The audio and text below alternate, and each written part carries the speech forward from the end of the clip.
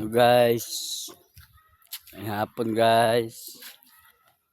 Dala guys, maning area di guys, among gipang planuhan guys. Gihawanan jud nila guys, gilimpyuhan para sa mga manok, mga baboy. Karon ta kung sugdan og paghimo sa kuan ni guys. Pagtugsok sa mga kawayan ng tani.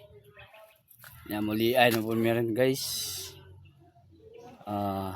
Tagaan ako ng time phone guys. Ya guys, lapad kayo. Sa una bagnot na kayo ni guys, pero karon naglipyuhan na sa mga ugangan guys. Kani mo ni siya. Dili na ko ibuta mga manok guys, batag balay-balay, tawaran og net guys. Para di kagawas sa mga manok.